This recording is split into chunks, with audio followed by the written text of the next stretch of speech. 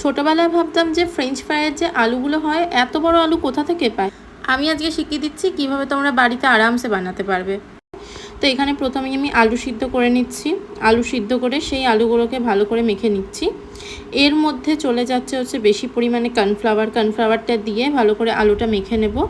এবার আটার যেরকম গোল্লা হয় সেরকম গোল্লা গোল্লা করেই এটাকে ভালো করে আমি বেলে নিচ্ছি। বেলে নেওয়ার পরে এবারে তো ফ্রেঞ্চ ফ্রাইয়ের মতো শেপটা দেওয়ার পালা।